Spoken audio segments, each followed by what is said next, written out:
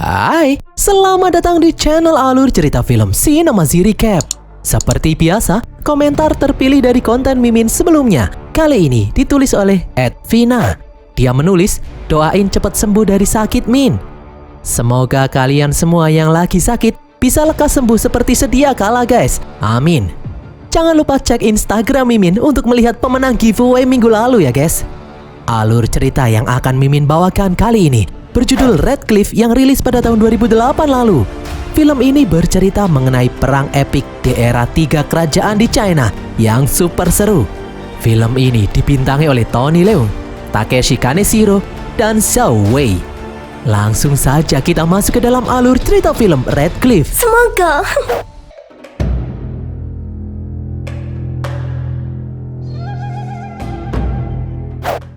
Pada tahun 208 Masehi, kerajaan China dikuasai oleh dinasti Han dan dipimpin oleh Kaisar Xian. Namun karena umurnya yang masih terlalu muda, Kaisar hanya manut pada semua perkataan Perdana Menteri Cao Cao yang dianggap berjasa karena menyelamatkan Kaisar dari perebutan tahta. Di suatu pertemuan, Cao Cao meminta izin untuk menyerang dua kerajaan di wilayah selatan yang dipimpin oleh Liu Bei dan Sun Quan. Karena kekuatan dua kerajaan itu semakin berkembang. Jika tidak segera dibasmi, maka kedua kerajaan itu akan mengancam kelangsungan dinasti Han. Sebenarnya Kaisar tidak ingin terjadi peperangan lagi. Namun, Cao Cao mendesak dan memojokkan Kaisar dengan terus mengungkit jasanya terhadap kekaisaran ini. Kaisar pun akhirnya terpaksa mengizinkan Cao Cao menjadi panglima perang yang memimpin 500.000 pasukan untuk menyerang wilayah selatan. Seorang menteri yang bernama Kong Rong kemudian memprotes keputusan Kaisar ini karena Liu Bei sendiri adalah paman Kaisar. Sementara Sun Quan sudah menjaga perdamaian dengan dinasti Han selama 3 generasi. Kong Rong malah menuduh Cao Cao yang ingin menghimpun kekuatan dan kemudian mengkudeta dinasti Han ini. Cao Cao yang marah kemudian meminta Kaisar menjatuhi hukuman mati kepada Kong Rong. Kong Rong pun akhirnya dihukum mati hari itu juga. Singkat cerita, Cao Cao langsung membawa pasukannya menyerang kota Jiangdong, membuat Liu Bei dan pasukannya bersusah payah menyelamatkan para penduduk kota.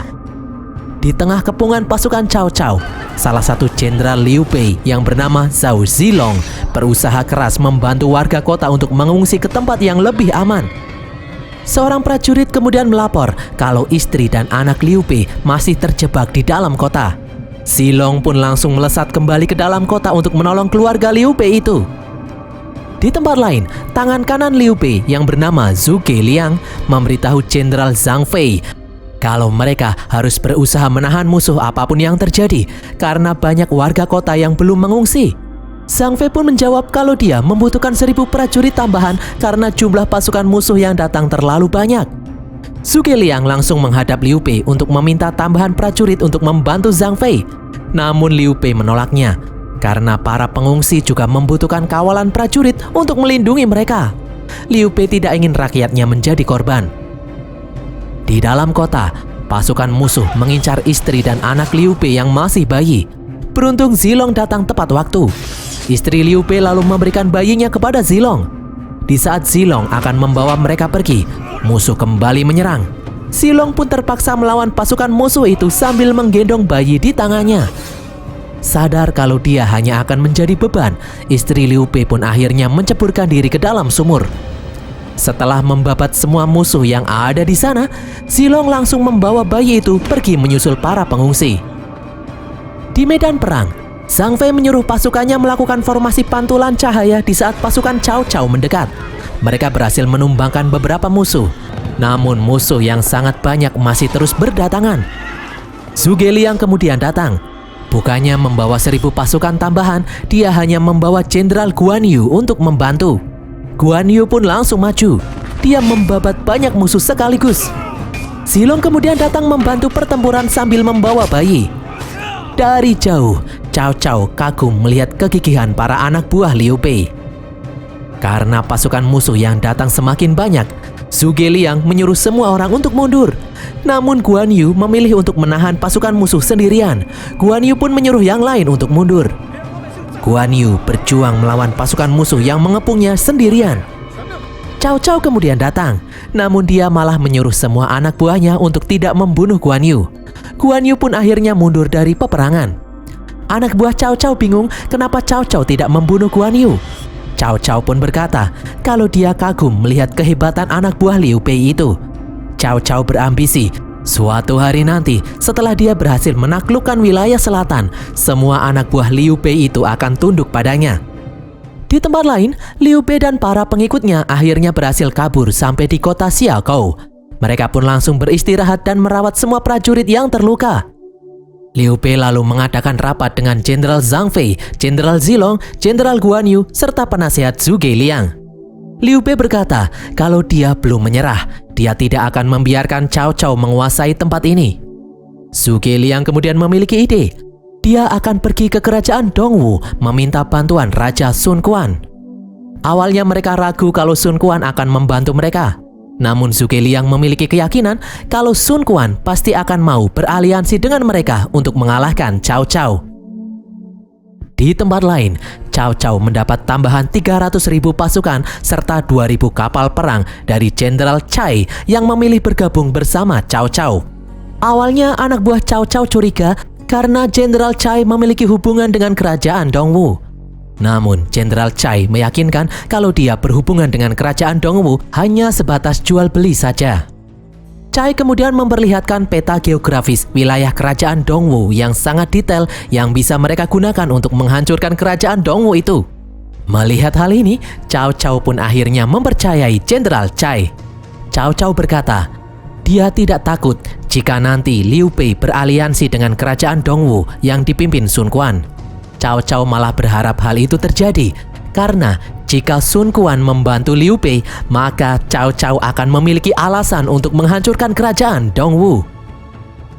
Di tempat lain, Zhuge Liang akhirnya sampai di istana kerajaan Dongwu. Dia ditemani penasihat Lu Su menemui Raja Sun Quan di istana.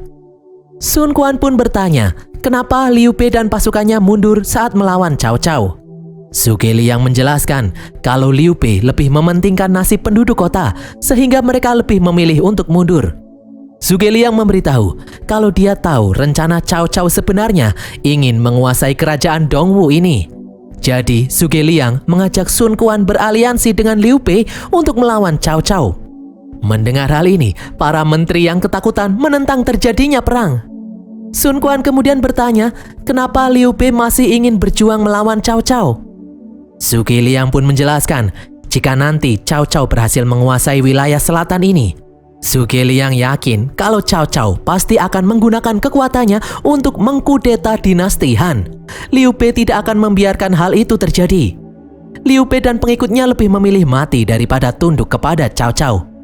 Zhuge Liang lalu menjelaskan, jika pasukan Liu Bei dan Sun Quan bergabung, maka mereka akan membentuk pasukan aliansi yang sangat kuat. Meskipun Cao Cao memiliki pasukan yang sangat banyak, namun sebagian besar pasukan Cao Cao itu merupakan bekas pasukan lawan yang menyerah, sehingga tidak memiliki loyalitas. Di samping itu, Cao Cao dan pasukannya tidak mengenal geografis wilayah selatan ini. Serangan yang gegabah bisa menjadi bumerang untuk Cao Cao dan pasukannya itu. Seketika, para menteri yang ada di sana terpecah menjadi dua kubu. Ada yang setuju untuk berperang, namun ada juga yang menolak berperang dan memilih menyerah kepada Cao Cao. Sun Quan pun tidak bisa memberikan keputusan saat ini juga. Dia harus memikirkannya matang-matang. Melihat Sun Quan yang masih bimbang, Zhuge Liang pun tak habis akal. Zhuge Liang berniat membujuk panglima militer kerajaan Dongwu yang bernama Zhou Yu. Sun Quan pasti akan mendengarkan ucapan Zhou Yu, karena Sun Quan sudah menganggap Zhou Yu seperti saudaranya sendiri. Zhuge Liang pun langsung pergi ke markas Zhou Yu yang ada di tebing Chibi, tempat Zhou Yu melatih pasukannya. Sesampainya di tebing Chibi, tiba-tiba terdengar suara seruling di tengah-tengah latihan prajurit. Zhou Yu menyuruh Jenderal Gan untuk menghentikan latihan demi mendengarkan suara seruling yang indah itu. Zhou Yu lalu menghampiri anak kecil yang meniup seruling dan membetulkan serulingnya supaya suaranya lebih merdu lagi. Kakek dari anak kecil itu lalu memberitahu Zhou Yu kalau kerbaunya yang ada di sawah hilang dicuri. Beberapa saksi mata melihat kalau pelaku pencuri kerbau itu adalah salah satu prajurit yang berlatih di sini. Mendengar laporan ini, Zhou Yu langsung menghentikan latihan untuk mencari pelaku pencuri kerbau. Zhou Yu lalu menjelaskan kepada semua orang kalau salah satu pasukannya ada yang mencuri kerbau milik kakek.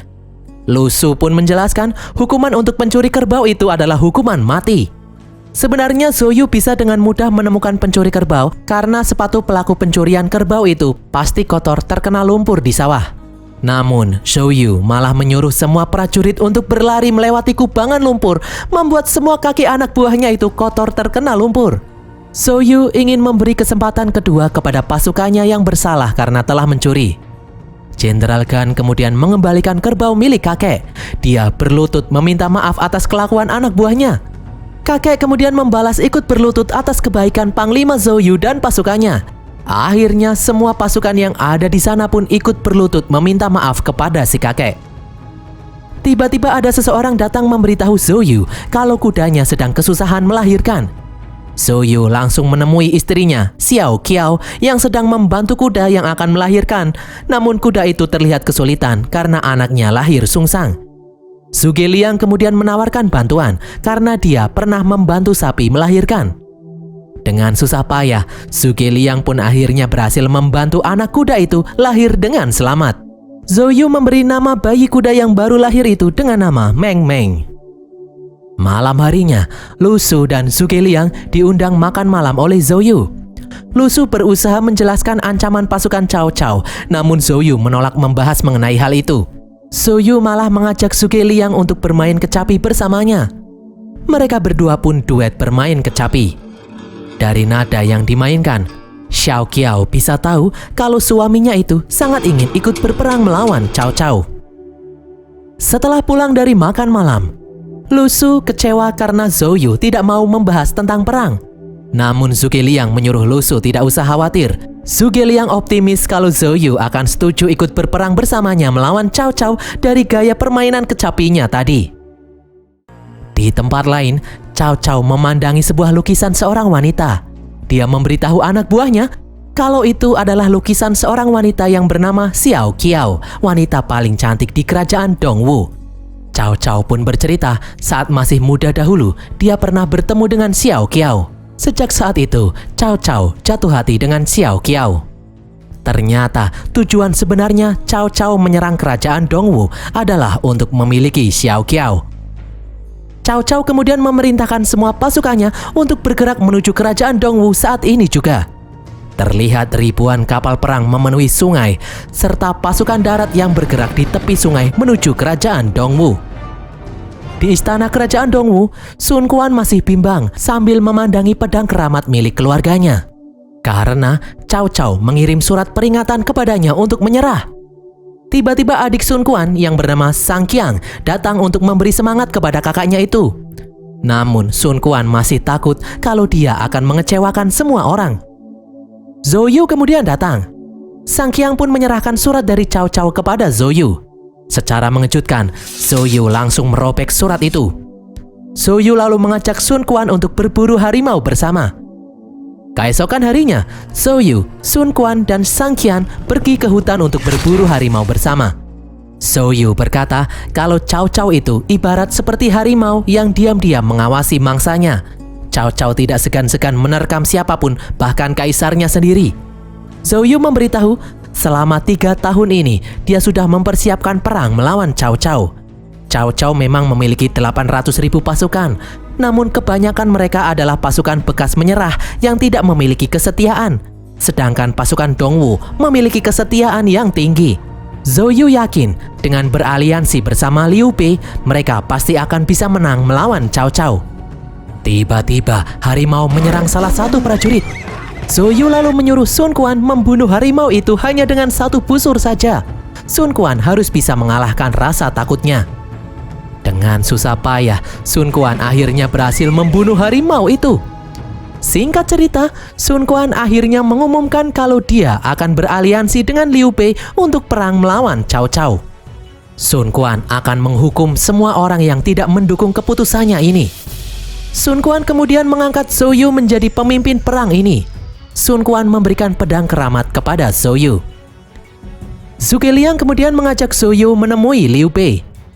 Liu Bei pun bertanya berapa jumlah pasukan kerajaan Dongwu yang akan ikut berperang. Ternyata Zhou Yu hanya membawa 30.000 pasukan saja. Mendengar hal ini, anak buah Liu Bei pun panik karena mereka masih kalah jumlah jika dibandingkan dengan pasukan Cao Cao. Zhou Yu kemudian mengambil sebuah jerami. Zhou Yu berkata kalau satu jerami akan mudah untuk dipatahkan. Namun segenggam jerami yang diikat dengan solid akan sangat susah dipatahkan. Zhou Yu yakin jika mereka bisa menyatukan tujuan mereka bisa menang melawan pasukan Cao Cao. Putri Sang Qiang kemudian menemui Zhuge Liang, Zhou Yu dan Lu Su yang akan pergi ke medan perang. Sang Qiang ingin ikut berperang. Namun Lu Su malah menyuruh Sang Qiang untuk pulang karena dia pasti akan ketakutan melihat pasukan Cao Cao. Sang Qiang yang marah lalu menotok kuda milik Lu Su hingga pingsan. Lu Su pun panik karena kudanya tidak mau bangun lagi. Sang Qiang kemudian menotok kembali kuda itu agar bisa berdiri lagi. Di tempat lain, Cao Cao mendapat balasan surat dari kerajaan Dongwu berupa surat kosong. Itu artinya kerajaan Dongwu menantangnya untuk berperang. Cao Cao yang marah menyuruh anak buahnya untuk membunuh petugas pembawa surat itu. Cao Cao dan anak buahnya yakin kalau Sun Quan sudah beraliansi dengan Liu Bei. Cao Cao juga yakin kalau Zhou Yu yang akan memimpin peperangan melawan dirinya. Namun Cao Cao terlihat percaya diri kalau dia pasti akan bisa membantai musuh-musuhnya itu. Sementara itu, Zhou Yu dan Liu Bei melihat perkembangan latihan pasukan aliansi. Silong pun melaporkan kalau dia dan Jenderal Gan berhasil menyatukan visi bersama dalam perang ini. Pihak Cao Cao dan pihak aliansi pun mulai menyusun strategi. Cao Cao memerintahkan pasukannya untuk bergerak malam ini juga. Selain pasukan yang menaiki ribuan kapal, Cao Cao juga mengirim pasukan utamanya melalui jalur darat untuk menyergap pasukan aliansi. Ternyata strategi Cao Cao ini sudah terbaca oleh Zhou Yu. Di saat memperhatikan seekor kura-kura, Zhuge Liang kemudian memiliki ide. Mereka akan menahan pasukan Cao Cao yang bergerak di darat menggunakan formasi Bagua. Meskipun formasi ini sangat kuno, namun Zhuge Liang yakin formasi ini akan sangat berguna jika digunakan di waktu yang tepat. Di luar, pasukan Cao Cao yang dipimpin oleh Jenderal Hou Chun dan Wei Bin mulai bergerak melalui jalur darat. Di tengah-tengah perjalanan, salah satu prajurit mereka dipanah oleh Sang Qiang dan anak buahnya. Hou Chun yang marah karena dipermalukan oleh wanita langsung mengejar Sang Qiang, meskipun Wei Bin melarangnya karena bisa saja itu adalah jebakan. Aksi kejar-kejaran pun terjadi. Sang Qiang memancing pasukan musuh masuk ke dalam kepulan tanah yang dibuat oleh pasukan aliansi. Pasukan musuh kemudian dihujani panah sehingga banyak jatuh korban. Prajurit yang selamat kemudian masuk ke dalam perangkap.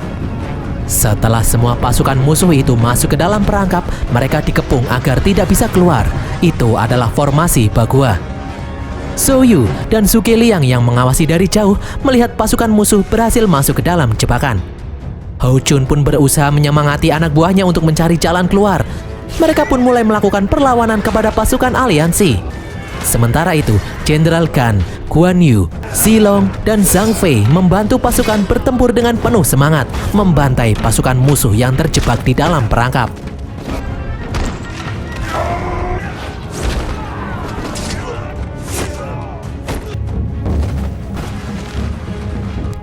Hou Chun yang putus asa lalu menyuruh pasukannya berlindung di balik perisai. Melihat hal ini, Zhuge Liang memerintahkan yang lain untuk menyerang pertahanan musuh itu dengan menggunakan tali besi yang runcing. Pertahanan musuh itu pun akhirnya berhasil dihancurkan.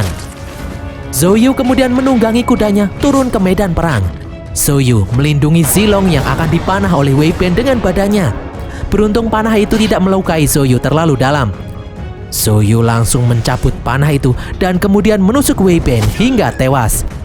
Zhou Yu kemudian merebut bendera Panji musuh. Dia menggunakan Panji itu untuk menyerang pasukan musuh. Sementara itu, Jenderal Gan akhirnya berhasil mengalahkan Hou Chun. Alhasil pasukan musuh yang di sana pun menyerah. Zhou Yu lalu sengaja membiarkan Hou Chun tetap hidup untuk memberitahu Cao Cao tentang kekalahannya. Meskipun Zhou Yu dan pasukannya berhasil mengalahkan pasukan musuh di darat, namun kapal armada perang Cao Cao masih terus bergerak. Anak buah Cao Cao terlihat panik karena pasukan Hou Chun dan Wei Bin berhasil dikalahkan. Namun Cao Cao berkata kalau itu hanyalah kekalahan kecil saja, mereka tidak perlu panik. Cao Cao tidak mengira kalau Zhou Yu berhasil menebak rencananya. Kali ini, Cao Cao tidak akan meremehkan musuhnya lagi. Cao Cao kemudian memutuskan untuk membuat camp di tepi sungai di seberang tebing Chibi, markas pasukan aliansi berada. Dari jauh, Zhou Yu dan yang lain bisa melihat ribuan kapal pasukan Cao Cao yang berlabuh di seberang sungai. Zhuge Liang pun berkata kalau Cao Cao pasti akan mengganti strategi perangnya untuk menghindari kekalahan lagi. Kali ini, kemungkinan Cao Cao akan mengerahkan kapal perangnya untuk menyerang. Zhou Yu pun memiliki firasat kalau Cao Cao sengaja mengirim pasukan darat hanya untuk menguji kekuatan mereka saja. Kini, Cao Cao sudah tahu seberapa besar kekuatan mereka. Sedangkan pasukan aliansi sendiri tidak memiliki gambaran apapun mengenai kekuatan pasukan Cao Cao yang sebenarnya. Malam harinya, saat sedang makan malam, Liu Bei berkata kepada Sun Quan kalau dia dan pengikutnya meminta izin untuk mengungsi di sebuah kota yang bernama Jingzhou yang ada di wilayah kerajaan Dongwu.